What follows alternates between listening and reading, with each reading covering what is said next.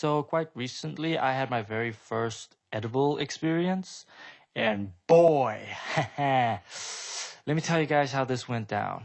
So Mr. Rapper came down to my crib, and he's like, "Yo, G, look at what I got here."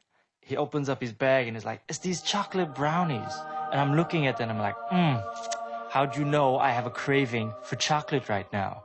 And he's like, I got you. Why don't you take a little sniff of this stuff?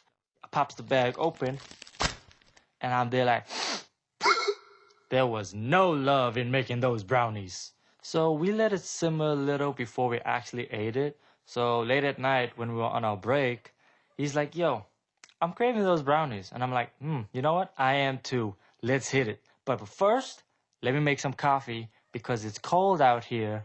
We live in Strand, which is by the beach, so you can feel that ocean breeze every time you step outside.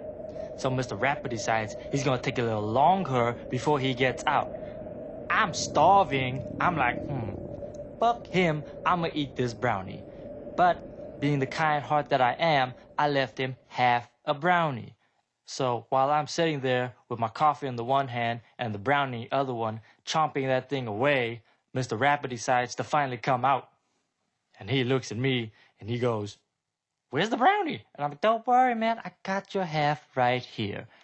The look he gave me was the look of fear. He asked me, "Did you really just eat half of that brownie?" And I was like, "Yeah, man, I ain't feel shit. I think you need to go get your money back." He looks at me and asks me, "Did you even read the back of the packaging? It says eat in small quantities. Death may occur. Slight dizziness, loss of balance." You could die.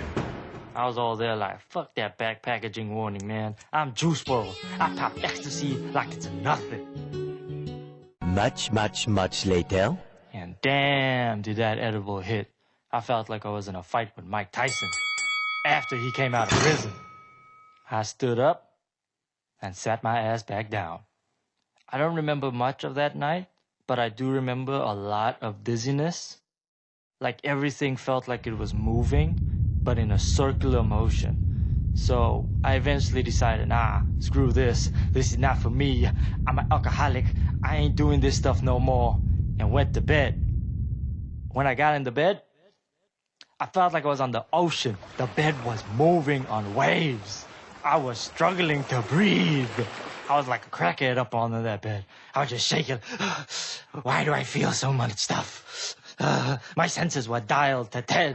I could feel and see everything. My Juice WRLD experience ended right there. I could not take it anymore.